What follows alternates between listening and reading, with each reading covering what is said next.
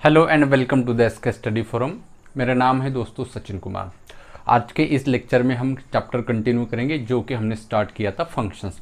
उससे पहले हमने फंक्शंस के फंक्शन चैप्टर के 4 लेक्चर दिए हुए हैं। आप 1 बाय 1 वहाँ से स्टार्ट कीजिए। आज का जो लेक्चर होगा वो 5th नंबर का लेक्चर होगा। क्या होगा आज के लेक्चर में? तो आज के लेक्चर में हम जो ग्राफ हो गए, जो बेसिक एलिमेंट्री ग्राफ हो गए, जैसे trigonometric functions, invert trigonometric functions, फिर उसके बाद क्वाड्रेटिक इक्वेशंस, इनके हम ग्राफ देखेंगे और इनके ग्राफ से हम इनकी डोमेन, उसके बाद रेंज कैसे निकालते ये देखेंगे। तो ये बेसिकली लेक्चर बहुत इंपॉर्टेंट है क्योंकि बहुत सारे जो क्वेश्चंस आते हैं वो डायरेक्टली आते हैं कि फाइंड द रेंज या फिर फाइंड द डोमेन। तो आप लोगों को जो बेसिक आइडिया है ग्राफ के बारे में ये आपको पता होना चाहिए। तो चलिए फिर बिना किसी देरी के शुरू करते हैं आज की क्लास। तो सबसे पहले जो हम एलिमेंट्री ग्राफ लेंगे, तो आज का टॉपिक है हमारा एलिमेंट्री ग्राफ। ठीक है, एलिमेंट्री ग्राफ। इसमें क्या देखेंगे हम? वेरियस टाइप ऑफ ग्राफ देखेंगे, जैसे ट्रिग्नोमेट्रिक, इनवर्स ट्रिग्नोमेट्रिक। तो सबसे पहले हम जो देखते हैं वो क्वाड्रेटिक इक्वेशंस देखते हैं। क्वाड्रेटिक फंक्शंस बोलेंगे हम उसको, क्वाड्रेटिक फंक्शंस। इसका ग्राफ कैसे आएगा? तो आप लोगों को पता है कि क्वाड्रेटिक फंक्शंस का एक्सप्रेशंस क्या होता है? तो वो होता है a x square plus b x plus c, a x square plus b x plus c. इसको हम क्या बोलते हैं? F of x. चाहो एफ ऑफ एक्स बोलो या फिर वाई बोलो, एक ही चीज़ है। हम y is a functions of x मानते हैं। तो x क्या होगा यहाँ पे? Independent variable. y क्या होगा यहाँ पे? Dependent variable. ठीक है, तो ये जो आया ये a x square plus b x plus c, ये बेसिकली क्या है? ये क्वाड्रेटिक फंक्शंस है। अब ये जो क्वाड्रेटिक फंक्शंस है हमारा, ये किसको रिप्रेजेंट करता है? तो a x square plus b x plus c, ये इक्वेशन रिप्रेजेंट करता है पैराबोला को। किसको रिप्रेजेंट करता है? पैराबोला को। हमने पैराबोला जो है कोनिक सेक्शन में डिटेल में देखा था वहाँ पे भी। अब पैराबोला हमारे फंक्शन चैप्टर में 2 टाइप्स के होंगे, या तो फिर अपवर्ड ओपनिंग होगा या फिर डाउनवर्ड ओपनिंग होगा। वैसे तो बेसिकली 4 प्रकार के जो पैराबोला होते हैं, लेकिन फंक्शंस में opening toward left and opening toward right, ठीक है, राइट और लेफ्ट का हमें पैराबोला नहीं होगा क्योंकि वो फंक्शन नहीं होगा। मैं आगे बताऊंगा आपको। तो ये जो इक्वेशन मिला a x square plus b x plus c, इस टाइप का कोई भी अगर इक्वेशन मिले वो किसका फंक्शन है? क्वाड्रेटिक फंक्शंस होगा। और वो क्या रिप्रेजेंट करता है? तो आंसर है पैराबोला रिप्रेजेंट करता है। तो पैराबोला 2 प्रकार के होंगे। पहली केस होगी अपवर्ड ओपनिंग। ठीक है, तो अपवर्ड ओपनिंग कब होगा? तो जब ये a है, a कौन सा है? एक्स स्क्वायर का कोएफिशिएंट। ये a 0 से बड़ा होना चाहिए, मतलब पॉजिटिव होना चाहिए। अगर a 0 से बड़ा है, मतलब 1 2 3 4 कुछ भी हो, ये a is a constant term. तो ऐसा है तो जो पैराबोला होगा वो ओपनिंग किधर होगा? अपवर्ड होगा। दूसरी केस देखते हैं कि अगर a की वैल्यू क्या होगी? लेस देन 0, मतलब निगेटिव होगी। a मतलब कोएफिशिएंट ऑफ एक्स स्क्वायर, ये अगर निगेटिव होगा गिवन एग्जांपल में, तो जो हमारा पैराबोला होगा वो क्या होगा? Opening downward. तो ये 2 चीजें आपको याद रखनी है कि पैराबोला अपवर्ड कब होगा और पैराबोला डाउनवर्ड कब होगा। पैराबोला अपवर्ड जो होगा वो कैसे होगा? लाइक दैट, ऐसे। और पैराबोला डाउनवर्ड जो होगा वो कैसे आ जाएगा? यहाँ पे ऐसे। ठीक है, ये ओपनिंग है। अब ये एक्स एक्सिस को टच करेगा या ऊपर ही रहेगा या फिर कट करेगा, ये हम देखते हैं। ठीक है, तो 2 चीज़ें मैंने आपको बताई, या तो फिर पैराबोला अपवर्ड होगा या तो फिर डाउनवर्ड होगा। ए की वैल्यू पॉजिटिव तो अपवर्ड ओपनिंग, ए की वैल्यू नेगेटिव तो डाउनवर्ड ओपनिंग। देखिए ये एक इक्वेशन है जो कि क्वाड्रेटिक है। यहाँ पे ए की जो वैल्यू है वो 0 नहीं हो सकती। ए क्या नहीं हो सकता? 0। अगर सोचो कि ए की वैल्यू 0 हो गई तो ये टर्म्स जो है स्क्वायर वाली वो तो 0 हो गई। फिर क्या बचा? बी एक्स प्लस सी। तो बी एक्स प्लस सी क्वाड्रेटिक रहेगा ही नहीं। ठीक है, तो ये फंक्शंस क्वाड्रेटिक रहने के लिए a का 0 नहीं होना चाहिए, a 0 नहीं होना चाहिए बेसिकली। अगर a 0 हुआ तो ये क्वाड्रेटिक नहीं होगा, तो इसीलिए ए 0 नहीं होगा। ये बात आपको याद रखनी है। अब देखिए ये क्वाड्रेटिक इक्वेशन है। क्वाड्रेटिक इक्वेशन में हमने 10th में देखा था कि हम डेल्टा फाइंड करते थे। डेल्टा मतलब डिस्क्रिमिनेंट, क्या निकालते थे? डिस्क्रिमिनेंट, ठीक है। तो उसको या फिर डी से हम डिनोट करते थे या फिर डेल्टा से डिनोट करते थे, और उसकी वैल्यू क्या थी? B square minus 4ac। ये आपको पता है। बहुत से लोग उसको डी से यूज़ करते हैं या फिर बहुत से लोग उसको डेल्टा जो होगा उससे डिनोट करेंगे। तो ये क्या है? Basically discriminant.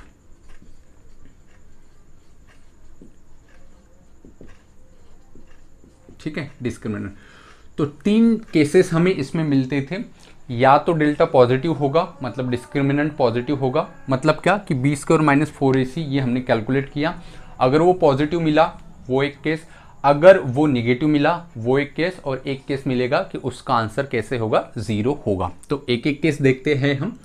केस 1 कि जो डिस्क्रिमिनेंट है हम डी या फिर डेल्टा किससे भी यूज़ करेंगे, तो हम बेसिकली डी यूज़ करेंगे। डेल्टा की वैल्यू अगर ग्रेटर दैन 0 है, नंबर 2 डेल्टा की वैल्यू अगर 0 है, और नंबर 3 डेल्टा की वैल्यू मतलब डिस्क्रिमिनेंट डी ये लेस देन 0 है। लेस देन 0 मतलब नेगेटिव, यहाँ पे पॉजिटिव, यहाँ पे इक्वल्स टू 0। तो डेल्टा की वैल्यू ग्रेटर देन 0 मतलब डिस्क्रिमिनेंट पॉजिटिव है, तो हम ऐसे बोलते थे कि roots are real and unequal, ऐसे बोलते थे। याद है आपको? अगर 0 मिला तो roots are real and equal, और अगर डेल्टा निगेटिव मिला मतलब डिस्क्रिमिनेंट निगेटिव मिला तो हम बोलते थे रूट्स आर नॉट रियल। अब यहाँ पे सोचो कि रूट्स क्या होता है। पिछले लेक्चर में जो कि क्लास नंबर 4 था उसमें मैंने डिटेल में बताया था आपको कि रूट्स क्या होता है। रूट्स मतलब पॉइंट ऑफ इंटरसेक्शन किसका? ग्राफ और एक्स एक्सिस का, ठीक है। तो अगर यहाँ पे जो डिस्क्रिमिनेंट है उसकी वैल्यू अगर ग्रेटर देन 0 आई मतलब पॉजिटिव आई, तो roots are real and unequal हो जाएंगे। मतलब ये जो क्वाड्रेटिक इक्वेशंस आया है इसके रूट्स इक्वल नहीं होंगे, अनइक्वल होंगे। तो मतलब दोनों अलग अलग रूट होगा। तो ऐसी अगर केस होगा तो मतलब हमारा जो पैराबोला है वो 2 अलग अलग पॉइंट पे एक्स एक्सिस को कट करेगा। ये मतलब होता है। कैसे पहचाना हमने कि roots are real and unequal? Unequal मतलब अलग अलग होना, ठीक है। तो रूट्स तो मिले हैं, रूट्स मिले हैं इसका मतलब क्या होता है कि हमारा कर्व, हमारा पैराबोला एक्स एक्सिस को कहीं ना कहीं कट करता है। इसका ही क्या मतलब होता है? रूट्स होता है, ठीक है। तो 2 रूट्स मिलेंगे अलग अलग, तो roots are real and distinct ऐसे बोला जाता था, या फिर अनइक्वल। तो या तो फिर ऐसे मिलेगा, ऐसे कट करेगा वो। कब?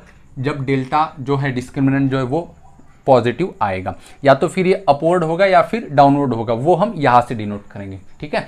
लेकिन वो एक्स एक्सिस को 2 पॉइंट पे कट करेगा, ये पक्का है। कब? जब डिस्क्रिमिनेंट की वैल्यू ग्रेटर देन 0 हो। अब सोचो कि डी की वैल्यू 0 आ जाए, मतलब डिस्क्रिमिनेंट 0 आ जाए, तो क्या केस थी कि roots are real and equal, मतलब दोनों रूट एक ही होगा। तो मतलब हमारा जो पैराबोला होगा, हमारा जो फंक्शंस होगा, वो एक्स एक्सिस को केवल टच ही करेगा, ठीक है। 2 पॉइंट पे नहीं, सिर्फ एक ही पॉइंट पे, ऐसे सिर्फ टच करेंगे, या फिर ऊपर से या फिर नीचे से, वो डिपेंड करेगा ए के वैल्यू के ऊपर, ठीक है। तो ये ऐसे मिलेगा कब? जब डी की वैल्यू जो है वो क्या मिलेगी हमें? 0 के बराबर मिलेगी, ठीक है। अब यहां पे क्या है? Delta is less than 0। देखो डेल्टा मतलब डिस्क्रिमिनेंट। अगर मान लो कि बी स्क्वायर माइनस 4ac इसका कैलकुलेशन निगेटिव आ जाए, तो इसका क्या मतलब होगा? रूट्स आर नॉट रियल, मतलब उसको रूट नहीं होंगे। रूट नहीं होने का क्या मतलब होता है? पिछले लेक्चर में मैंने समझा आपको। रूट नहीं होने का मतलब होता है कि हमारी कर्व एक्स एक्सिस को कहीं पर भी कट नहीं करेगी, कहीं पर भी इंटरसेक्ट नहीं करेगी, या फिर उसको टच भी नहीं करेगी। सही है, यही बताया था मैंने। रूट्स आर नॉट रियल मतलब रूट ही नहीं है। अब रूट ही नहीं है तो हमारा कर्व जो कि क्वाड्रेटिक इक्वेशंस है और एक्स एक्सिस, इसमें कट या फिर टच होने का सवाल ही पैदा नहीं होगा। तो फिर सवाल है कि सर वो कहाँ पे होगा, कैसे होगा? तो बहुत सिंपल है, या तो फिर वो एक्स एक्सिस के ऊपर होगा, ऐसे टच नहीं करेगा, या फिर नीचे होगा। अब वो ऊपर होगा मतलब अपवर्ड होगा, डाउनवर्ड होगा, ये अगेन कौन डिसाइड करेगा? ए की वैल्यू डिसाइड करेगा, ठीक है। तो इतनी जो चीज़ें हैं ये आप लोगों को पता होना चाहिए। तो एक बार फास्ट रिकैप कर लेते क्या क्या पढ़ा हमने। कभी भी अगर आपको ax² plus bx plus c दिखे तो समझ लेना वो पैराबोला है। तो वो गिवन जो इक्वेशंस होगा, गिवन जो फंक्शंस होगा वो पैराबोला का होगा। या तो फिर पैराबोला अपवर्ड होगा ऐसे, या फिर डाउनवर्ड होगा। कौन डिसाइड करता है अपवर्ड? तो वैल्यू ऑफ ए कौन होता है? x² का कोएफिशिएंट। अगर x² का कोएफिशिएंट पॉजिटिव आया 1 2 3 4 या कुछ भी, तो ऐसे आ जाएगा, ठीक है, मतलब अपवर्ड। अब वो टच करेगा या फिर वो डेल्टा डिसाइड करेगा, b² माइनस 4ac ऊपर होगा या टच करेगा या फिर दो अलग अलग पॉइंट पे कट करेगा, ये डिसाइड कौन करेगा? डिस्क्रिमिनेंट।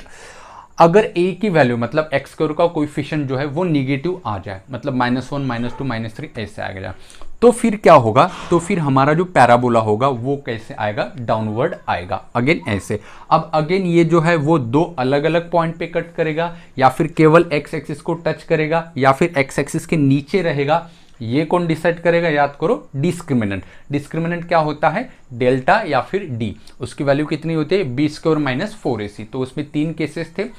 d जो है वो greater than 0, d equal to 0 और d लेस देन 0। अगर ग्रेटर देन 0 मिला है 1 2 3 4, तो जो है उसके रूट्स आर रियल होते हैं और अनइक्वल होते हैं, ठीक है। तो उसके लिए क्या मिलेगा हमें? डिस्टिंक्ट अलग अलग दो रूट मिलेंगे, और दो रूट में से हमारा जो पैराबोला है, जो इक्वेशन है, वो पास आउट हो रहा होगा। अगर सोचो कि d की वैल्यू 0 मिले, मतलब डिस्क्रिमिनेंट 0 हो जाए, तो क्या होगा कि एक ही रूट मिलेगा, और जो रूट होगा वहां पे केवल हमारा पैराबोला टच करेगा, ठीक है, सिर्फ ऐसे टच होगा। और अगर डेल्टा की वैल्यू मतलब डिस्क्रिमिनेंट की वैल्यू अगर निगेटिव मिल जाए, तो क्या होगा? एक्स एक्सिस के वन साइडेड रहेगा, या फिर डाउनवर्ड मतलब टच नहीं करेगा, या फिर अपवर्ड, ठीक है, ऐसे, ठीक है, या तो फिर अपवर्ड होगा, टच नहीं करेगा, या फिर डाउनवर्ड होगा, ठीक है। तो ये होता है क्वाड्रेटिक फंक्शंस के बारे में डिटेल में जानकारी, ठीक है। अब यहाँ पे देखिए, जो भी पैराबोला है ये चाहे अपवर्ड हो या डाउनवर्ड हो, तो इसमें यहाँ पे ये नीचे आ रहा है और यहाँ से उसने टर्न लिया है। अब ये जो पॉइंट आया है इसको बोलते हैं टर्निंग पॉइंट। उसको क्या बोलेंगे हम? Turning point. तो हर पैराबोला में एक पॉइंट टर्निंग पॉइंट होता है। मैथमेटिकली उसको क्या कहेंगे हम? तो उसको कहेंगे हम वर्टेक्स। क्या कहेंगे? वर्टेक्स। जो वर्टेक्स होगा उसी को हम क्या बोलेंगे? Turning point. टर्निंग पॉइंट, ठीक है। तो ये आप लोगों को समझना है कि टर्निंग पॉइंट जहां पे होता है बेटा, वहां पे हमारा पैराबोला क्या होगा? वहां पे हमारा वर्टेक्स होगा, या फिर वर्टेक्स ही उसका टर्निंग पॉइंट होगा। मतलब ऐसे नीचे आ रहा है तो यहाँ पे वर्टेक्स, उस पॉइंट के बाद हमारा ऊपर जाएगा। या फिर यूं कहो कि हमारा अभी ऊपर जा रहा है, यहाँ पे वर्टेक्स है, वर्टेक्स के बाद क्या होगा? वो नीचे आएगा। तो ये काम होता है टर्निंग पॉइंट का या फिर वर्टेक्स का। मुझे उम्मीद है कि आप लोगों को ये समझ में आया होगा। एक और पॉइंट यहाँ पे, अगर हमें वर्टेक्स के कोऑर्डिनेट निकालना है, ठीक है, अगर हमें वर्टेक्स के कोऑर्डिनेट निकालना है, चाहे वो अपवर्ड हो या फिर डाउनवर्ड हो, तो एक फॉर्मूला हमें याद रखना है। और वो फॉर्मूला क्या है? वर्टेक्स के जो कोऑर्डिनेट होंगे वो होंगे -b/2a और -d/4a। b क्या होगा? तो x का कोएफिशिएंट, a क्या होगा? x² का कोएफिशिएंट, और यहाँ पे कैपिटल D क्या होगा? Capital D is the discriminant, और उसकी वैल्यू क्या होती है? b² minus 4ac। कभी भी आपको हमें आगे चल के क्वेश्चंस में काम गिरेगा वर्टेक्स का, तो वर्टेक्स के कोऑर्डिनेट हमको ये डायरेक्ट याद रखना है, -b/2a कॉमा -d/4a। ये -b है, ये -d है, ओके। तो d हम ऐसे कैलकुलेट करेंगे। तो ये कौन सा हुआ? x कोऑर्डिनेट हुआ, और ये क्या होगा? हमारा y कोऑर्डिनेट होगा, ठीक है। तो मुझे उम्मीद है कि आप लोगों को समझ में आया होगा। चलिए बढ़ते हैं अब अगले कंसेप्ट की तरफ। अब आइए दोस्तों देखते हैं, एक सवाल लेते हैं। क्वेश्चन है आपको y equals to f of x, या फिर क्वेश्चन आपको f of x equals to आएगा या y इक्वल्स टू आएगा, दोनों का मतलब एक ही होता है। 3x² plus 7x plus 2। अब इसका हम ग्राफ भी निकाल के देखते हैं, इसके क्या रूट होंगे, कौन से दो अलग रूट होंगे, अपवर्ड होगा, डाउनवर्ड होगा, एक्स एक्सिस के ऊपर होगा, दो अलग अलग पॉइंट पे कट करेगा या फिर कट ही नहीं करेगा, ये हमें सब कुछ देखना है। और इसी में हम फाइंड रेंज करके भी लेंगे। इस प्रकार के जो क्वेश्चंस आते हैं पैराबोला के, वो बेसिकली आते हैं आपको find the range of that questions, तो ये भी इसमें इंक्लूडेड होगा। तो देखिए, सबसे पहले ये जो इक्वेशंस आपको जैसे भी एग्जाम में मिला, तो ये एक क्वाड्रेटिक है और क्वाड्रेटिक फंक्शंस हमेशा पैराबोला को रिप्रेजेंट करेगा। अब सवाल है कि ये पैराबोला जो होगा ये अपवर्ड होगा या फिर डाउनवर्ड होगा, ये कैसे पहचाने? तो देखिए यहाँ पे a की वैल्यू 3 है, b की वैल्यू 7 और c की वैल्यू 2। तो a equals to 3, b equals to 7 and c equals to 2। तो a is greater than 3, a is greater than 0 है, हाँ या ना? देखो 3 पॉजिटिव नंबर है, दैट इज, उसका मतलब क्या होता है? पैराबोला जो होगा वो अपवर्ड होगा। पैराबोला जो आएगा वो कैसा आएगा? अपवर्ड आएगा। अब सवाल है पैराबोला अपवर्ड आएगा ज़रूर, लेकिन एक्स एक्सिस को दो अलग अलग पॉइंट पे कट करेगा या एक ही पॉइंट पे कट करेगा या कट ही नहीं करेगा, टोटली एक्स एक्सिस के ऊपर ही रहेगा। ठीक है, तो उसके लिए हमें क्या चेक करना होगा? उसका डी मतलब डिस्क्रिमिनेंट। तो डिस्क्रिमिनेंट हम चेक करेंगे, डी इक्वल्स टू क्या फॉर्मूला होता है? B square minus 4ac। इसके 3 केसेस हमें मिलते थे। तो b की वैल्यू कितनी है? तो देखो यहाँ पे मिलेगा 49 माइनस 4 इंटू ए इंटू सी, तो 4 इंटू 3 इंटू 2, तो यहाँ पे जो है वो कितना मिलेगा? 24। ठीक है, 4 into 3 that is 12, 12 to the 24, तो 49 माइनस 24 कितना मिला? 25। और 25 पॉजिटिव है या निगेटिव है? पॉजिटिव है। इसका मतलब जो डी है डिस्क्रिमिनेंट है उसकी वैल्यू हमें पॉजिटिव मिली। इसका मतलब roots are real and distinct. Distinct का मतलब अलग अलग होना, अनइक्वल होना। इसका मतलब होगा दो रूट है इसको, मतलब एक्स एक्सिस को दो पॉइंट पे ये कट करेगा। ठीक है, तो सवाल है कौन से दो पॉइंट पे कट करेगा? तो बहुत सिंपल है, रूट्स पे ही कट करेगा। तो इसके क्या निकालना होगा? हमें इस इक्वेशंस के रूट्स निकालना होगा। रूट्स हम जनरली कैसे निकालते हैं? कोई भी मेथड अप्लाई करो, फॉर्मूला मेथड या फिर परफेक्ट स्क्वायर मेथड या फिर फैक्टराइजेशन। तो हम यहाँ पे फॉर्मूला मेथड यूज करेंगे। x इक्वल्स टू क्या मिलेगा हमें? Minus b plus minus under root d upon 4a, ये फॉर्मूला होता था हमारे पास। तो क्या मिलेगा? माइनस b की वैल्यू कितनी है? तो देखो 7 plus minus under root d, d कितना आया हमारे पास? 25। तो 25 का square root 5 whole divided by 4a, 4 into 3 कितना मिला हमारे पास? 12। तो एक बार प्लस लेंगे एक बार माइनस लेंगे। ये किसकी वैल्यू आई? x। x क्या होता है? रूट। रूट का मतलब क्या होता है? हमारा पैराबोला और x एक्सिस का पॉइंट ऑफ इंटरसेक्शन। ठीक है, तो चलिए इसको सॉल्व कर लेते हैं। तो क्या मिलेगा यहाँ पे? एक बार माइनस 7 और ये प्लस 5 अपॉन 12, ये लिया हमने प्लस, तो कितना आया? -2/12। तो यहाँ से कितना मिला मुझे? -1/6। एक वैल्यू कितनी आई? -1/6, -1/6 आई। ठीक है, दूसरी जो वैल्यू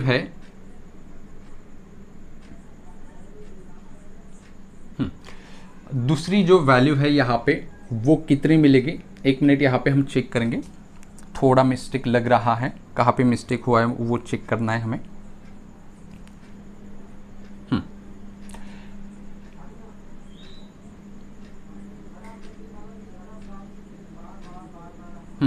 हाँ, फॉर्मूला हमने गलत लिखा हुआ है। देखो minus b plus minus under root b square minus 4ac upon 2a होता है। तो यहाँ पे हमने 4a गलती से लिख दिया, तो भैया ये 2a है। तो a की वैल्यू कितनी है? देखो a की वैल्यू 3 टू द कितना मिलेगा? 6, और यहाँ पे क्या मिलेगा? 6 होगा। ठीक है, तो यहाँ पे मिस्टेक हमने कर दी थी गलती से। तो -2/6 मतलब क्या होगा यहाँ पे? 2 3 6, तो यहाँ पे -1/3। x की एक वैल्यू क्या मिली हमें? -1/3। अब दूसरी वैल्यू कैसे मिलेगी? तो प्लस रख दो यहाँ पे, x इक्वल्स टू क्या मिलेगा? -7 -5 होगा। अब एक बार हमने +5 ले लिया, तो -7 -5 डिवाइडेड बाय कितना है? 6। तो 7 5 12 हुआ और डिनोमिनेटर में 6, तो कितना हुआ ये? -2। तो x की वैल्यू -2 और x की वैल्यू कितनी? -1/3। तो ठीक है, हमने ड्रॉ किया x एक्सिस और y एक्सिस। तो देखो -1/3 और -2 कौन सा क्वाड्रेंट आएगा हमारे पास? Third quadrant. तो हमने बेसिकली ऐसे निकाला। ठीक है, तो -2 और -1/3, तो पहले कौन मिलेगा हमें? इधर यहाँ पे ये, चलो इसको थोड़ा आगे निकाल लेते हैं ताकि, हाँ चलो यहाँ पे निकाला। ये ओरिजिन है, ये x एक्सिस है, ऊपर y एक्सिस मिलेगा। देखो पहले -1/3 मिलेगा या -2 मिलेगा? तो ऐसे जा रहे हैं, तो पहले यहाँ पे मिलेगा -1/3, उसके बाद कौन मिलेगा? 2 मिलेगा, -2। ठीक है। तो इसका मतलब क्या है कि इन दोनों पॉइंट में से हमारा पैराबोला जाएगा। अब पैराबोला ऐसे होगा डाउनवर्ड या ऐसे होगा अपवर्ड, तो यहाँ पे लिखा हुआ है, हमने पहले निकाला कि अपवर्ड जो है पैराबोला होगा, मतलब यहाँ से वो पास आउट होगा लाइक दैट।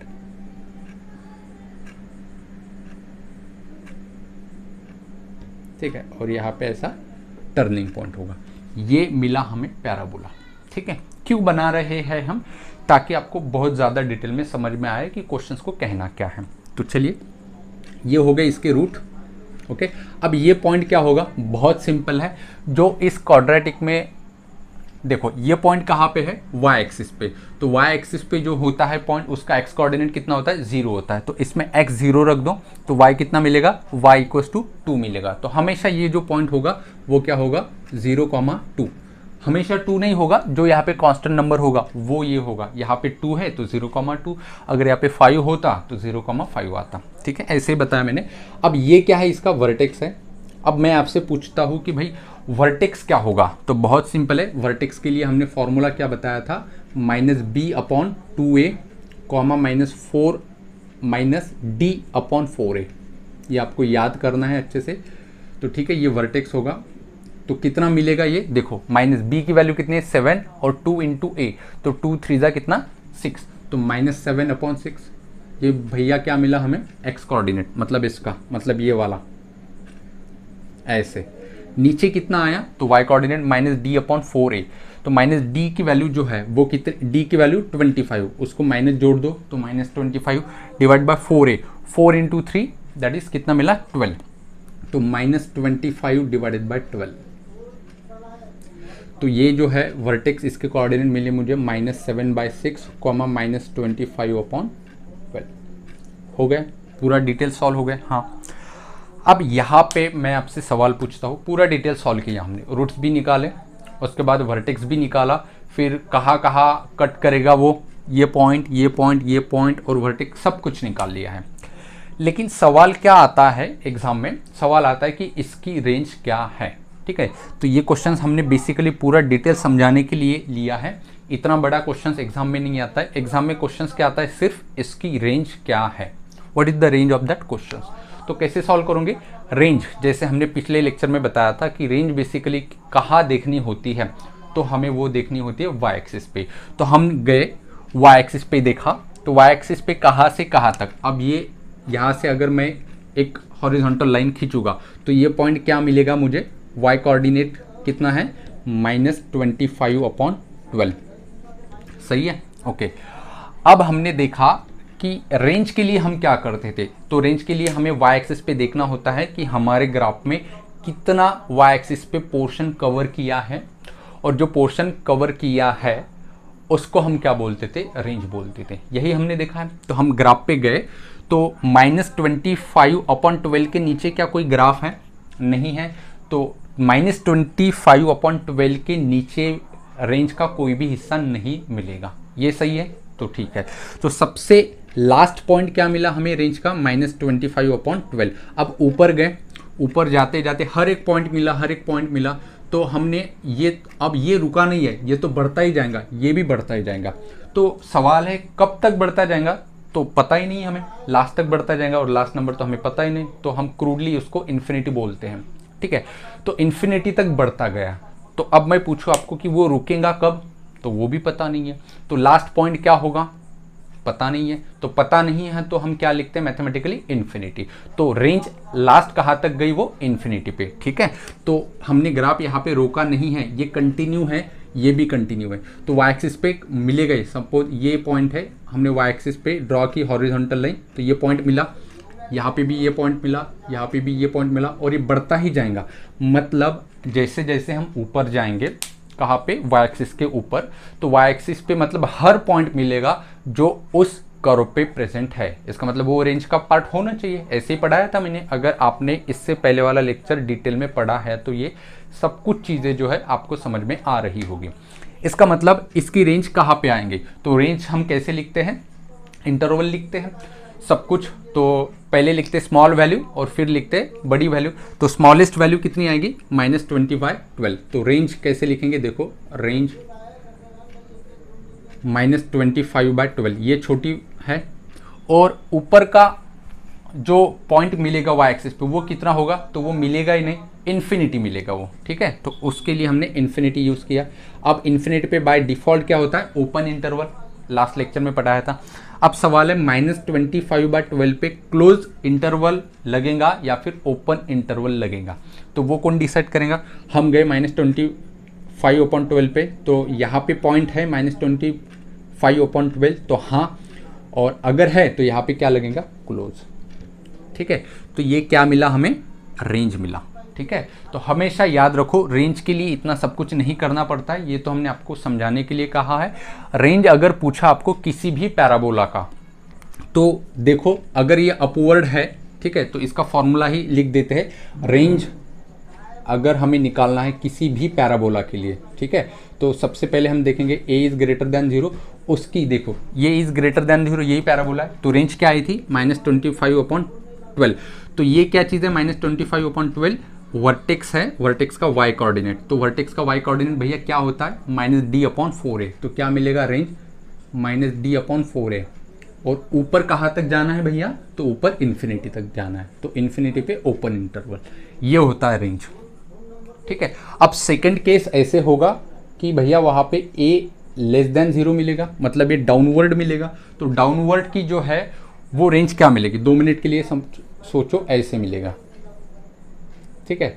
तो यहाँ पे ये तो फिक्स हो गया, इसके ऊपर ग्राफ नहीं है, तो इसके नीचे तो ग्राफ है, तो कहाँ तक है, तो इन्फिनिटी तक है, मतलब सबसे कम वाली वैल्यू, सबसे छोटी वैल्यू कितनी है, -इन्फिनिटी, नीचे है तो -इन्फिनिटी, तो इसकी रेंज क्या आ जाएंगी, तो इसकी रेंज आ जाएंगे -इन्फिनिटी, पहले छोटा नंबर लिखेंगे उसके, और यहाँ पे ओपन इंटरवल लगेगा, उसके बाद ये ऊपर वाला पॉइंट क्या होगा, वाई एक्सिस पे वाई कोऑर्डिनेट, तो वर्टेक्स का वाई कोऑर्डिनेट क्या होता है, ये मतलब -d/4a, तो यहाँ पे मैं लिखता हूँ यहाँ पे -d/4a, और यहाँ पे लगेगा क्लोज इंटरवल। तो आपको ये दो फॉर्मूले याद रखने हैं हमेशा के लिए कि रेंज का फॉर्मूला क्या होता है, अगर अपवर्ड होगा तो -d/4a से इन्फिनिटी, और अगर डाउनवर्ड होगा a की वैल्यू नेगेटिव आ जाएंगी, तो -इन्फिनिटी से -d/4a, ये दो जो है आपको लर्न करना है बहुत अच्छे तरीके से। अब हम एक छोटा क्वेश्चंस लेते हैं, आपको डाउनवर्ड जो है वो भी समझ में आ सके, तो इसको हम मिटा देंगे। तो जितने भी क्वेश्चन सवाल बनते हैं रेंज के ऊपर इस टॉपिक पे, कौन से टॉपिक पे, पैराबोला पे, ये आप इससे ही सॉल्व कर सकते हो, ठीक है। क्वेश्चंस कैसा आएगा, डायरेक्टली आपसे पूछेगा फाइंड द रेंज, और क्वेश्चंस होगा आपको एक पैराबोला, जैसे फॉर एग्जांपल एक क्वेश्चन लेंगे हम, फाइंड द रेंज, और क्वेश्चन है आपको y = x-2 और 7-x, x-2 और 7-x, ये क्वेश्चंस हैं, और इसके आपको रेंज निकालना है। अब यहाँ से तो हमें पता नहीं चल रहा है ये क्वाड्रेटिक है या नहीं है, लेकिन जब हम इसको सॉल्व करेंगे, जब हम आपस में मल्टीप्लिकेशंस करेंगे, तो ये कुछ ऐसे मिलेगा, 9x - 14 - x², ठीक है।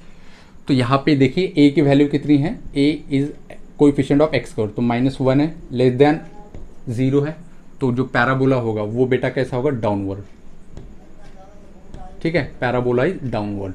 और b की वैल्यू कितनी है, कोएफिशिएंट ऑफ x वो है 9, और c की वैल्यू कितनी है, -14, ठीक है।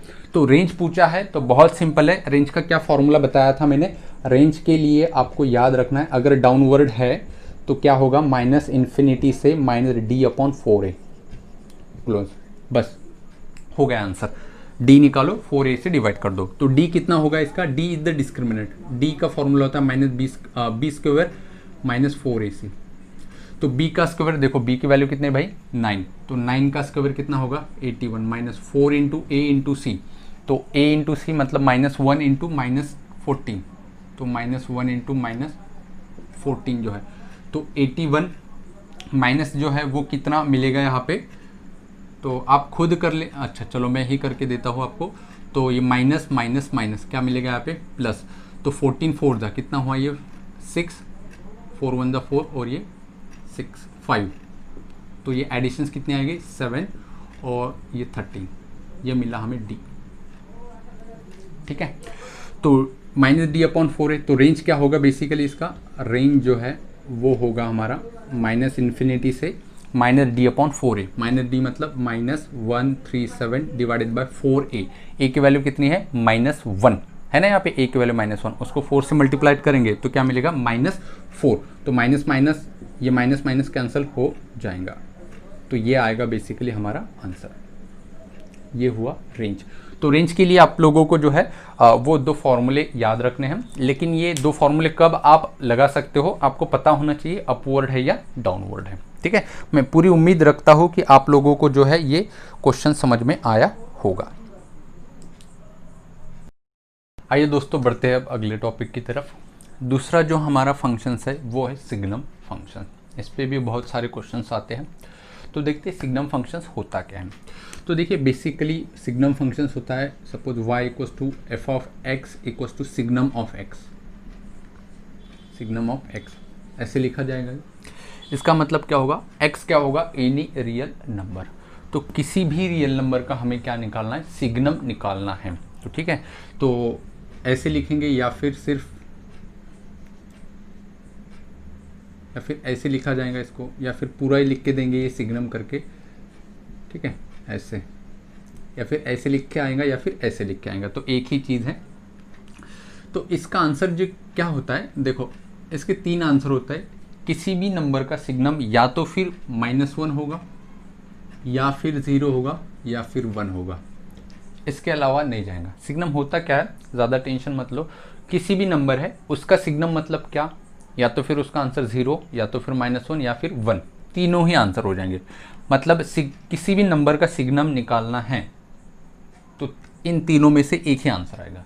ऐसा नहीं कि तीनों के तीनों या फिर तीनों में से 2 आंसर आए, तीनों में से एक ही। अब देखते हैं वो कैसे।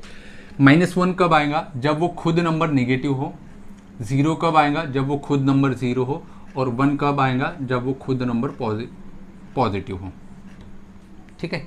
अब यहाँ पे एग्जांपल लेते फिर आपको डिटेल में समझ में आएगा।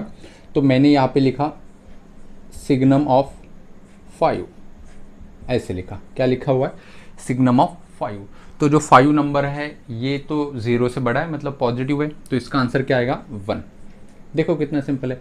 फिर मैंने लिखा सिग्नम ऑफ 8, तो ये भी पॉजिटिव नंबर है, ग्रेटर देन 0 है, तो इसका भी आंसर कितना आएगा 8, 1 आएगा। मैंने लिखा सिग्नम ऑफ -5, देखो +5 का 1 आया था, -5, अब -5 तो लेस देन 0 है, मतलब नेगेटिव नंबर है, इसका सिग्नम कितना आएगा, तो देखो अगर नेगेटिव नंबर रहा तो -1 आएगा, तो इसका आंसर -1। फिर और एक एग्जांपल लेते हैं, सिग्नम ऑफ -3, तो अगेन ये -3 नंबर है, तो x नेगेटिव है, x नेगेटिव है तो उसका सिग्नम हमेशा क्या आएगा, नेगेटिव, तो -1, ठीक है। अगर मैंने ऐसे लिखा सिग्नम ऑफ 0, क्या लिखा है, सिग्नम ऑफ 0, तो क्या मिलेगा, 0 ही मिलेगा, ठीक है।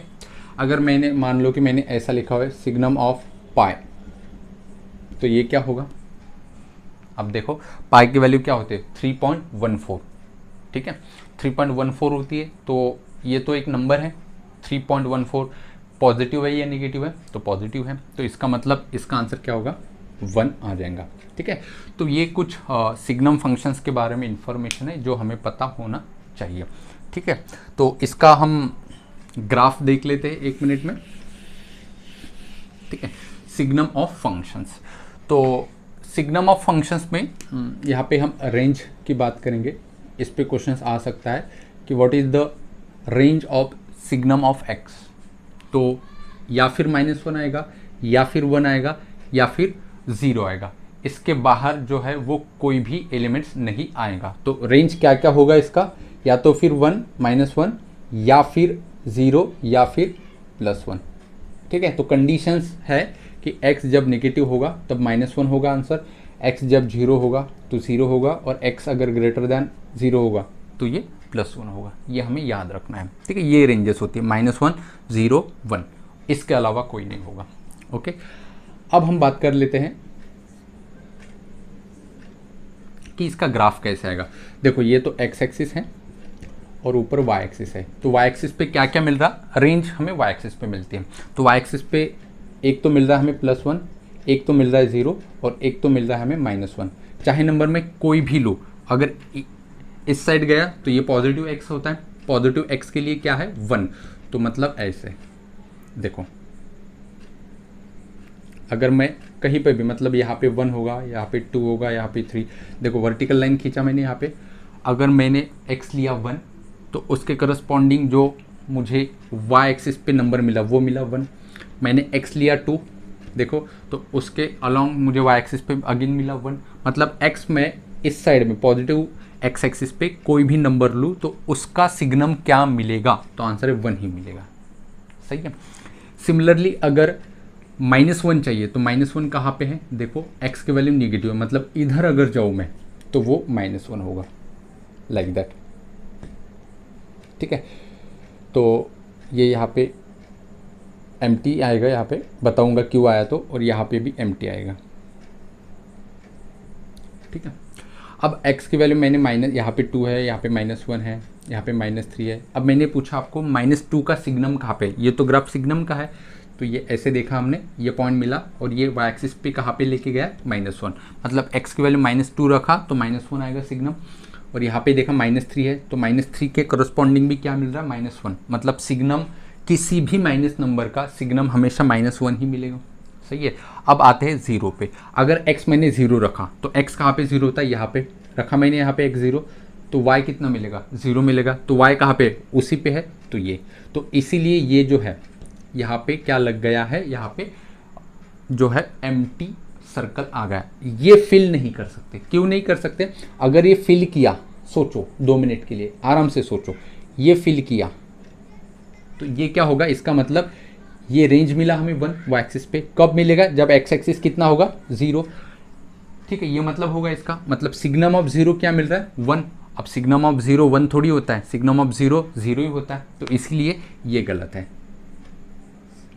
ठीक है, सिग्नम ऑफ 0 0 ही होगा। ठीक है, सिग्नम ऑफ 0 नंबर का सिग्नम 0 होगा, तो 0,0 कहाँ पे लाई करेगा, ओरिजिन पे, तो इसीलिए ये होगा।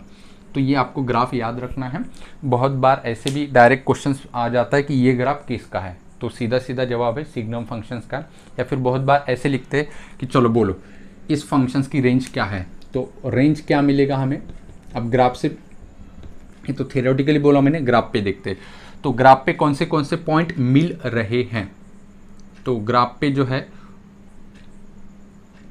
वो कौन सा पॉइंट मिल रहा है, देखो ये 1 मिल रहा है, फिर 0 मिल रहा है, और ये -1 मिल रहा है। अब आप बोलेंगे सर ये तो एम्प्टी है, यहाँ पे तो 1 नहीं मिल रहा है, हाँ किस पॉइंट के लिए एम्प्टी मिल रहा है, 0 के लिए ये नहीं मिल रहा है, 0 के लिए 0 मिल रहा है, लेकिन आगे मैं बढ़ूंगा उसके लिए तो 1 मिल रहा है, 1 पे अगेन 1 मिल रहा है, 2 पे 1 मिल रहा है। ठीक है, मतलब रेंज क्या क्या होगा, रेंज हम कैसे देखते हैं, रेंज हम देखते हैं वाई एक्सिस पे कर्व पे जो है हमारा वो कितना पोर्शन मिलता है, तो वाई एक्सिस पे गए, इसको चेक करेंगे, ये वाई एक्सिस टू 2 है, हमने हॉरिजॉन्टल लाइन खींची, क्या ग्राफ को कट किया, नहीं किया, मतलब 2 रेंज में नहीं आएगा।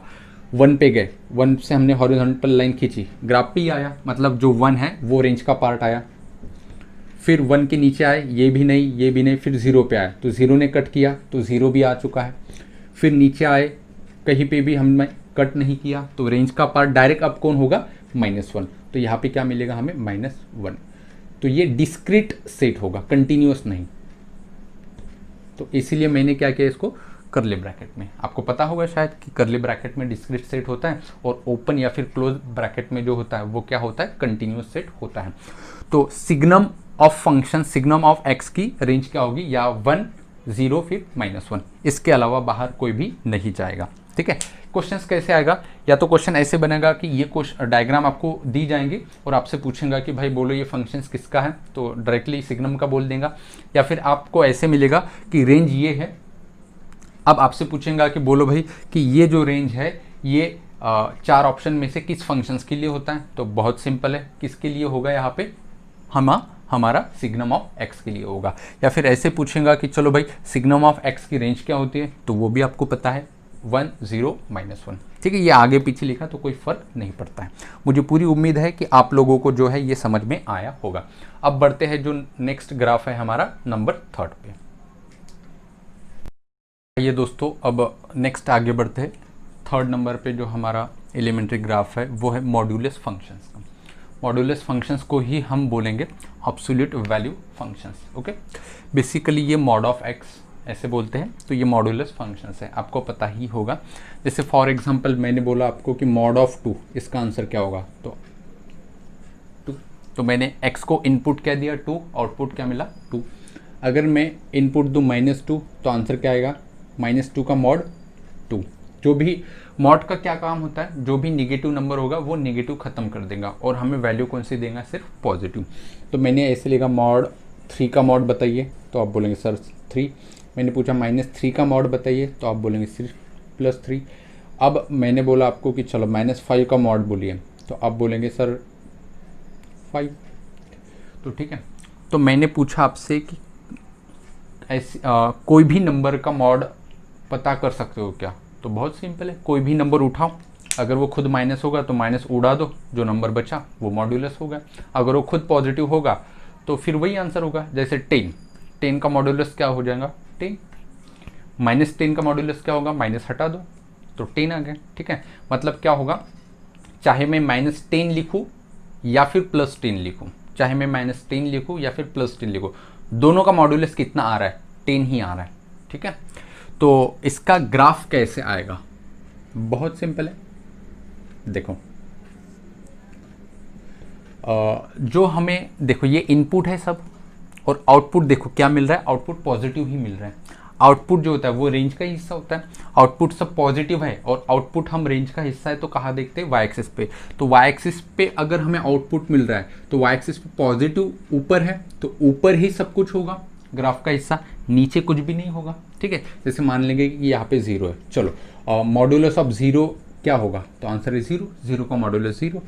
चलो यहाँ पे 1, यहाँ पे 2, यहाँ पे 3, यहाँ पे 4, यहाँ पे क्या होगा, -1 -2 लाइक दैट। ओके, चलो मैंने बोला आपको कि चलो 1 का मॉड्यूलस क्या होगा, तो जैसे मैंने, चलो यहाँ पे 1, यहाँ पे 2, 3 and so on, -1 -2 and so on.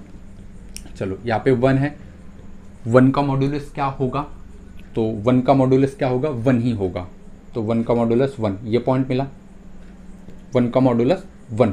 देखो 1 का मॉड्यूलस 1, फिर 2 का मॉड्यूलस जो है वो क्या मिलेगा, यहाँ पे 2 का मॉड्यूलस 2, तो ऐसे करते करते 3 का मॉड्यूलस 3 ऐसे होगा।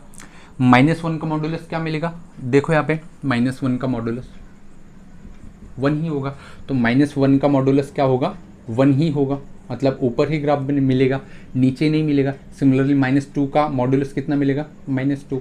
तो ऐसे अगर मैं सबको जॉइंट कर दूं सारे पॉइंट को, तो मुझे ग्राफ क्या मिलेगा, ऐसे ऐसे, और ये भी एक स्ट्रेट लाइन। अभी पॉइंट को हटा देता हूं मैं थोड़ी देर के लिए। ठीक है, ऐसे मिलेगा वी शेप। ये किसका ग्राफ है, modulus of x, absolute value of x functions. ठीक है, हमेशा modulus of x positive value ही देगा, क्या modulus of x negative value देगा, नहीं। क्वेश्चंस है, अब यहाँ पे ध्यान से समझना, इसका डोमेन क्या है, डोमेन क्या है। तो सवाल है सर डोमेन मतलब इनपुट देने वाली वैल्यू, मतलब x की वैल्यू, तो मॉड्यूलस ऑफ x के अंदर हम कुछ भी वैल्यू रख सकते हैं, चाहे वो पॉजिटिव हो, नेगेटिव हो, फ्रैक्शनल हो, रैशनल हो, इरेशनल, मतलब सारे वैल्यूज का मॉड्यूलस होगा।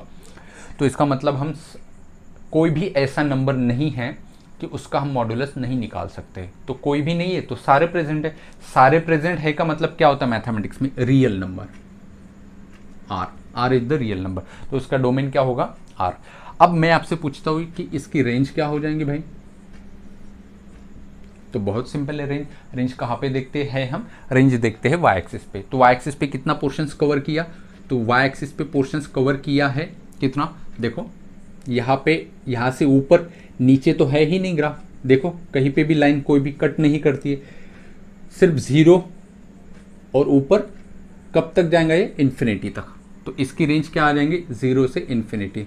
इन्फिनिटी पे तो बाय डिफ़ॉल्ट ओपन आ जाएगा, अब 0 पे क्लोज आएगा या ओपन आएगा, तो हम 0 पे गए तो 0 देखा, क्या 0 किसी का मॉड्यूलस होता है, तो है, किसका होता है, 0 का, इसका मतलब 0 पिक्चर में आएगा, तो यहाँ पे ऐसे फिल सर्कल मिलेगा, फिल है तो फिर यहाँ पे क्लोज इंटरवल। तो इसकी रेंज कहाँ से कहाँ तक मिलेगी, 0 से लेके इन्फिनिटी तक। ठीक है, तो ये आप लोगों को याद रखना है कि मॉड्यूलस ऑफ फंक्शंस का ग्राफ ऐसे होता है। एग्जाम में पूछ सकते हैं। और इसकी रेंज 0 से इन्फिनिटी होगी, कभी भी 0 नहीं मिलेगा मॉडुलस।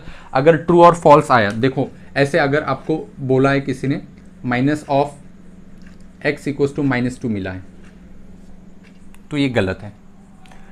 किसी भी नंबर का मॉडुलस -2 मिल ही नहीं सकता है, ठीक है। तो ऐसे ट्रू फॉल्स आ सकते हैं, हम जब क्वेश्चन स्टार्ट करेंगे तो उसमें बहुत ज़्यादा डिटेल में देखेंगे।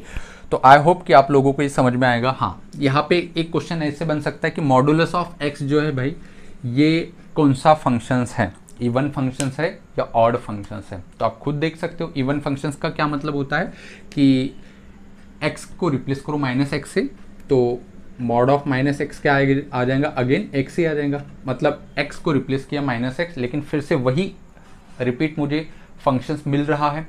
लेक्चर मैंने 1 या 2 में बोला था शायद, ये इवन फंक्शन ऑड फंक्शन, तो फिर से वही वैल्यू मुझे रिपीट मिल रही है। तो ये क्या होगा, बेसिकली ऑड फंक्शन नहीं होगा, ये इवन फंक्शंस होगा। तो आप लोगों को याद रखना है मॉडुलस ऑफ x या फिर मॉडुलस फंक्शन इवन फंक्शन होता है। दूसरी इंपॉर्टेंट चीज़, अब ये ऐसा भी क्वेश्चन आ सकता है कि modulus of x many one function है या वन फंक्शन है। तो वन फंक्शंस अगर है तो हमने क्या बताया था कि ग्राफ पे कहीं पे भी हॉरिजॉन्टल लाइन खींचो, हाँ खींची, तो उसने अगर एक से ज़्यादा पॉइंट ऑफ इंटरसेक्शंस हुए तो वो क्या होगा, मिनी वन। तो यहाँ पे एक पॉइंट ऑफ इंटरसेक्शंस हुआ और यहाँ पे एक पॉइंट ऑफ इंटरसेक्शन, देखो 2 पॉइंट ऑफ इंटरसेक्शंस हुए। इसका मतलब मॉडुलस ऑफ एक्स जो है, जो वैल्यू एब्सोल्यूट वैल्यू फंक्शंस है, ये कौन सा फंक्शंस होगा, मिनी वन फंक्शंस होगा, मिनी वन। तो ये मिनी वन भी है, इवन भी है। तो क्वेश्चंस कैसे भी पूछ सकते हैं कि बताइए भाई modulus of x mini one है या इवन है। तो आपको ये बताना होगा कि क्वेश्चन में इवन है और मिनी वन दोनों है, तो दोनों पे टिक करना होगा, ठीक है। तो मुझे उम्मीद है कि आप लोगों को इतना जो है समझ में आया होगा, ठीक है। तो अब इस पे और कुछ इम्पोर्टेंट चीज़ है कि मॉडुलस ऑफ एक्स की जो है वो डेफिनेशन हमें पता होनी चाहिए। देखिए मॉडुलस ऑफ एक्स, अगर हमें क्वेश्चन में कहीं पे भी आगे चल के हमें किसी भी नंबर का मॉड हटाना है, तो हम या तो डायरेक्टली हटा सकते हैं, x लिख सकते हैं। कब, जब x पॉजिटिव हो। बताया था मैंने कि 2 का मॉड क्या होगा, तो 2 ही होगा, मॉड हट गया, ठीक है। अगर मैंने पूछा आपको कि 0 का मॉड क्या होगा, तो वो 0 होगा, ठीक है। तो मॉड अगर 0 तो पता है आपको कि चलो माइनस का अगर मुझे मॉड हटाना है तो क्या करना होगा, -2 का मॉड कितना आता है, -2 का मॉड कितना आता है, आप बोलेंगे 2, ठीक है। अगर ये मुझे मॉड हटाना है तो नंबर क्या था, -2, तो उसके आगे मैंने क्या लिखा, सिर्फ माइनस लिखा, तो इसका आंसर कितना आया, 2। लेकिन कब, जब ये -2 क्या था, लेस देन 0। इसका मतलब क्या कि जो निगेटिव नंबर होगा मॉड के अंदर, अगर मुझे उसका मॉड हटाना है तो क्या लिखना होगा मुझे, ये वो नंबर और उसके बाहर माइनस। लेकिन कब, जब x क्या हो, नेगेटिव हो। देखो वही किया मैंने कि मॉड ऑफ -2 है, ये अगर मुझे हटाना है, हमें पता है मॉड ऑफ 2 का आंसर माइनस मॉड ऑफ 2 का आंसर 2 होता है। अब मैंने क्या किया, मॉड हटाया। जैसे मैंने मॉड हटाया तो ये नंबर एज इट इज़ आया, देखो ये नंबर एज इट इज़ आया x, और उसके बाहर क्या लिखा है, माइनस, तो उसके बाहर क्या लिखा हुआ है, माइनस। लेकिन ये कब, जब ये खुद नंबर क्या हो, निगेटिव, तो कंडीशन लगाया x निगेटिव होना चाहिए। तो ये 2 चीज़ें आपको याद रखनी है कि मॉडुलस ऑफ फंक्शंस x की डेफिनेशन या तो x होगी या फिर -x होगी। x कब होगा, जब वो खुद क्या होगा, पॉजिटिव होगा। -x कब होगा, जब वो खुद क्या होगा, नेगेटिव होगा। और 0 भी होता है तो कब, जब x 0 हो जाए, ठीक है। जब मॉडुलस ऑफ x क्या होगा, 0 होगा, तो वो 0 हो जाएगा उसका आंसर। तो आई होप, मुझे उम्मीद है कि आप लोगों को जो मॉडुलस ऑफ फंक्शंस है ये पूरा समझ में आया होगा। अब बढ़ते हैं नेक्स्ट जो हमारा ग्राफ है उसकी तरफ।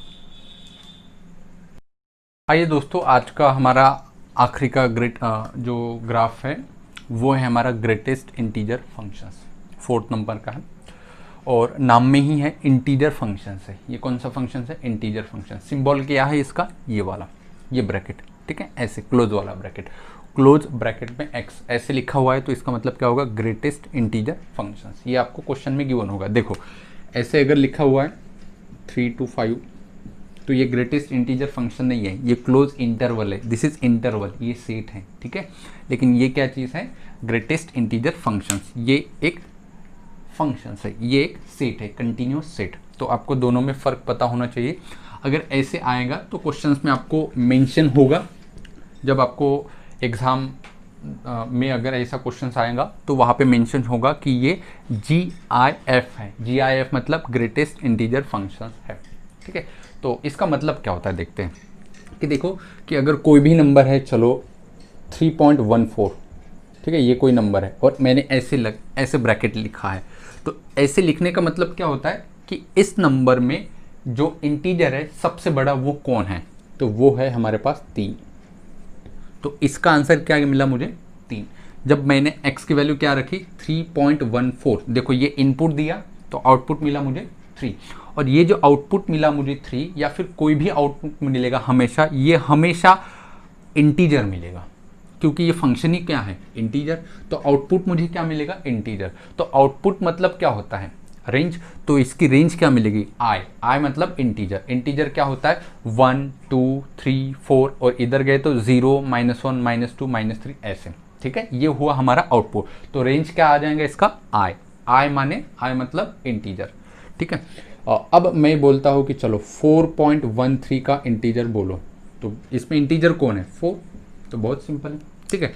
ग्राफिकली बहुत सिंपल है कि यहाँ पे 0 है, यहाँ पे 1, यहाँ पे 2 है, यहाँ पे 4 है, यहाँ पे 5 है, यहाँ पे -1, यहाँ पे -2, ठीक है। चलो अब मैंने बोला आपको कि 2.13 का इंटीजर बोलो, तो देखो ग्राफ पे 2.13 कहाँ पे होगा 2 के बाद होगा, ये 3 है और ये 4 है। चलो 2 के बाद होगा 2.13 यहाँ पे कहीं पे, तो उसके जस्ट लेफ्ट में जो होगा, जस्ट लेफ्ट में जो इंटीजर होगा, लेफ्ट में जस्ट लेफ्ट में, अब इसके लेफ्ट में तो 1 भी है 0 भी है, लेकिन मैंने क्या कहा जस्ट लेफ्ट में जो होगा इंटीजर वो ही इसका ग्रेटेस्ट इंटीजर होगा। तो इसके जस्ट लेफ्ट में जो इंटीजर आया वो कौन सा आया 2, तो इसका ग्रेटेस्ट इंटीजर 2.13 का, और इसको क्या पढ़ते हैं ग्रेटेस्ट इंटीजर।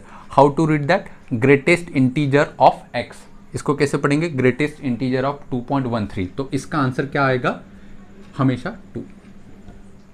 ओके मैंने बोल दिया आपको कि चलो ये यहाँ पे कोई नंबर है 1.5, तो 1.5 का आपको बताना है ग्रेटेस्ट इंटीजर।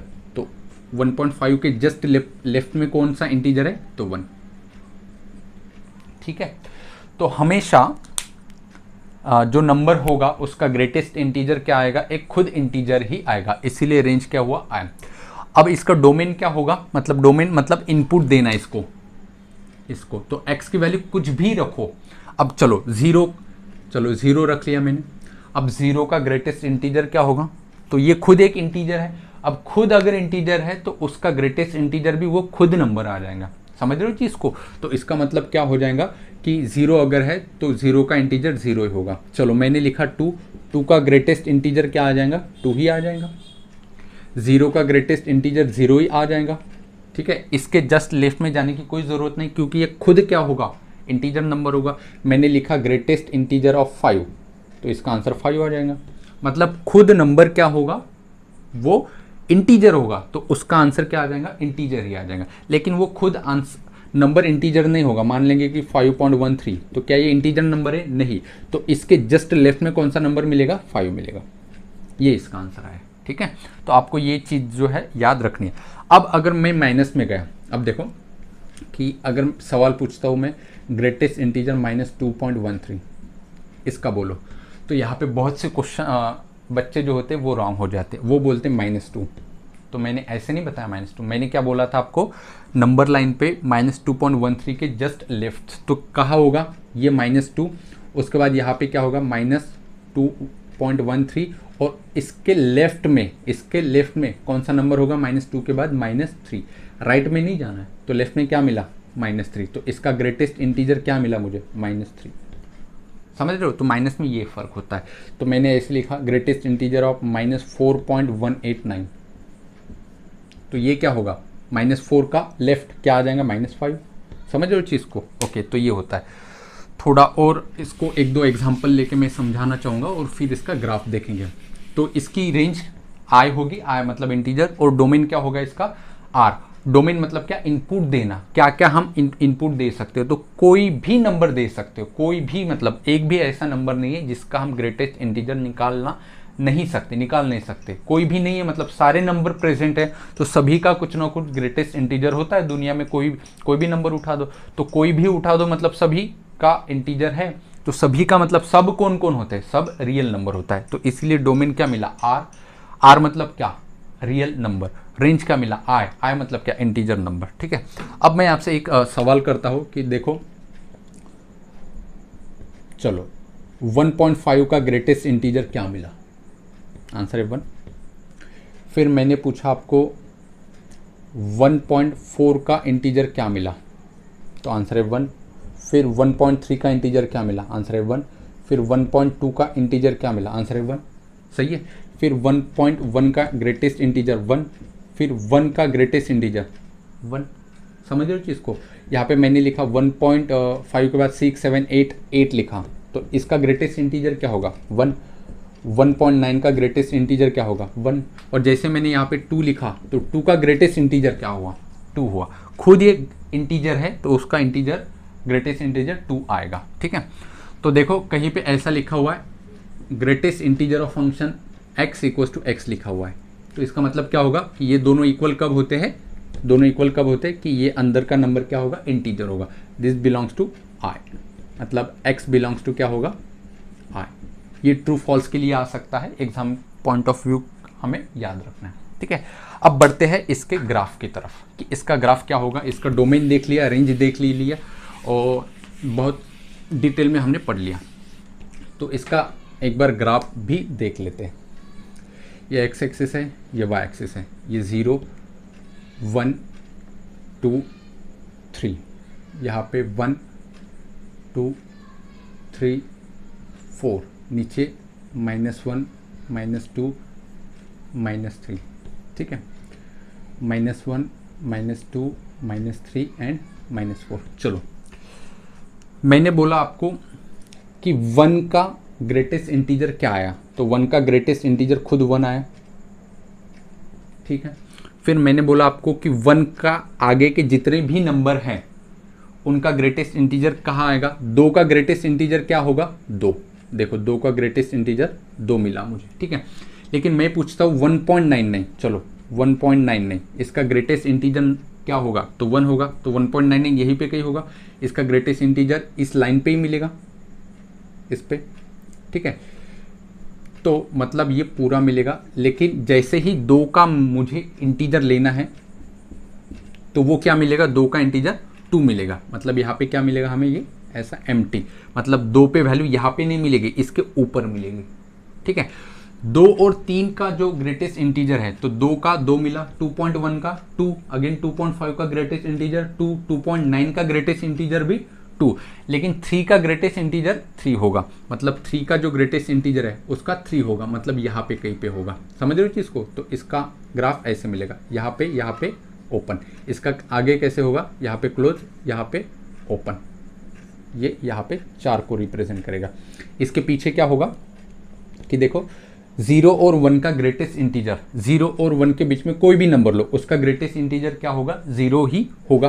तो 0 और 1 के बीच में ग्रेटेस्ट इंटीजर 0 ही होगा, तो यहाँ पे ये क्या मिलेगा मुझे, ऐसा एम्प्टी मिलेगा। समझ रहे हो चीज़ को, तो कोई भी अगर चलो मान लेता हूँ कि मैं 2 और 3 के बीच में कोई भी नंबर लेता हूँ, तो 2 और 3 के बीच में 2.5 है, तो इसका ग्रेटेस्ट इंटीजर 2 मिलना चाहिए। तो ग्राफ पे देखते हैं, तो 2.5 यहाँ पे होगा कहीं पे, तो हम गए ऊपर वर्टिकली, देखा ये मिला, और इसके करस्पॉन्डिंग y एक्सिस पे क्या नंबर मिला, 2। देखो 2 मिला, तो इसका मतलब हमारा ग्राफ सही है। नीचे कैसे मिलेगा, सेम ऐसे ही मिलेगा हमें, यहाँ पे हमें ओपन, यहाँ पे क्लोज। ठीक है, ऐसे ही आगे आगे जो है हमारा ग्राफ चलता ही रहेगा, यहाँ पे ओपन, यहाँ पे क्लोज। ठीक है, तो यहाँ पे ओपन, यहाँ पे क्लोज। ठीक है, ठीक है, इसके भी देख लेते हैं। चलो कोई भी नंबर अगर मान लेते हैं कि -2 और -1 के बीच में कोई भी नंबर मान लेते हैं, तो -1.5 मान लेते हैं, तो इसका ग्रेटेस्ट इंटीजर क्या होगा, तो देखो माइनस है, तो -1.5 कहाँ पे है, यहाँ पे होगा -1.5। तो इसके लेफ्ट वाला जस्ट कौन मिला, 2, तो इसका आंसर 2 मिलना चाहिए। तो ग्राफ पे देखेंगे हम, -1.5 यहाँ पे है, तो इसके करस्पॉन्डिंग हम गए नीचे, और पॉइंट कौन सा मिला हमें, -2, तो देखो -2। ठीक है, तो हमारा ग्राफ सही है। तो ग्राफ आपको याद करना है, आपको एग्जाम में ऐसी डायग्राम आ जाएंगी और आपसे बोलेगा कि भाई ये जो डायग्राम है, या फिर ग्राफ बोलेंगे, डायग्राम तो नहीं बोलेंगे इसे, ये ग्राफ किसे रिप्रेजेंट करता है। तो सब आंसर इसका ग्रेटेस्ट इंटीजर फंक्शन को रिप्रेजेंट करता है। इसको लिखने का तरीका ये होता है। इसकी रेंज क्या होती है, तो देखो 2 और 1 के बीच में कोई नहीं मिलेगा। देखो हॉरिजॉन्टल लाइन खींचो, ग्राफ को कट ही नहीं करेंगे। ग्राफ कौन सा है इसमें, ये वाली लाइन, तो कट ही नहीं किया। क्या क्या मिला, 1 पे मिला, उसके बाद डायरेक्ट 2 पे मिला, फिर उसके बाद 3 पे मिला। तो ये जो नंबर है 1 2 3 या फिर 0 -1 -2 -3, ये सब इंटीजर है। तो इसकी रेंज जैसे कि मैंने पहले ही बताया था, रेंज क्या थी इसकी, आई थी। आई मतलब इंटीजर, ठीक है। तो मुझे उम्मीद है कि आप लोगों को समझ में आया होगा। एक और छोटा सा टॉपिक इसमें डिस्कस कर लेते हैं, फिर आज का जो क्लास है वो एंड कर लेते हैं। छोटा सा टॉपिक क्या है कि भैया जो कोई भी नंबर जो होता है वो 2 पार्ट से बनता है। एक तो ग्रेटेस्ट इंटीजर, और फिर जो होता है फ्रैक्शनल पार्ट। और फ्रैक्शनल पार्ट के लिए हम ऐसे यूज़ करेंगे, कोई भी नंबर 2, एक होता है उसमें इंटीजर, ग्रेटेस्ट इंटीजर, और दूसरा होता है फ्रैक्शनल पार्ट। जैसे मान लेंगे कि कोई नंबर है 1.5, तो ये एक नंबर है, तो इसमें जो ग्रेटेस्ट इंटीजर है, इसका ग्रेटेस्ट इंटीजर क्या मिलेगा मुझे, 1, ठीक है। और इसका फ्रैक्शनल पार्ट, अब ये देखो कर्ली ब्रैकेट में मैंने लिखा 1.5, तो कर्ली ब्रैकेट का मतलब क्या है कि 1.5 का फ्रैक्शनल पार्ट क्या होगा, तो 1 छोड़ दो, आंसर क्या मिला, 0.5, ठीक है। तो this is what fractional part, ठीक है, फ्रैक्शनल पार्ट फंक्शन, ये ग्रेटेस्ट इंटीजर फंक्शन। तो कोई भी नंबर जो होता है वो दोनों के एडिशंस होता है। कोई भी नंबर फ्रैक्शनल पार्ट प्लस क्या होगा उसका फ्रैक्शनल पार्ट इधर है, और यहाँ पे ग्रेटेस्ट इंटीजर फंक्शंस हैं। तो ठीक है, तो मुझे पूरी उम्मीद है कि आप लोगों को समझ में आया होगा। अगर नहीं समझ में आया है तो आपको वीडियो फिर से देखना चाहिए, बार बार देखना चाहिए, 2-3 बार, और फिर आपको समझ में आ जाएंगे। मैंने मेरी तरफ से पूरी कोशिश की है कि आपको जितना डिटेल चाहे मैं लेके गया, और फिर भी अगर नहीं समझ में आता है तो कोई दिक्कत नहीं, 1-2 बार वीडियो देख लीजिए। आपको ये वीडियो कैसा लगा तो आप कमेंट बॉक्स में मुझे कमेंट करो। और भी ये लेक्चर नंबर 5 था, तो 4 तक मैं उम्मीद करता हूँ कि आप लोगों ने देखा होगा। इसका जो बाद का लेक्चर होगा, लेक्चर नंबर 6, उसमें हमें देखना है कि ट्रिग्नोमेट्रिक फंक्शन जो होते हैं, all ratio, sine cos tan cot sec cosec, और inverse trigonometric function, sine inverse cos inverse, इनके ग्राफ क्या होंगे, ये आएगा हमारा नेक्स्ट लेक्चर में, जो कि होगा हमारा लेक्चर नंबर 6। उसके बाद 7 लेक्चर में क्या होगा, उसमें हम स्पेशली क्वेश्चंस लेंगे, find the range and find the domain, जो कि हमारे टेक्स्ट बुक के होंगे, हमारे CET बेसिस होंगे, ठीक है। चलिए फिर मिलते हैं नेक्स्ट लेक्चर में, तब तक के लिए बाय बाय।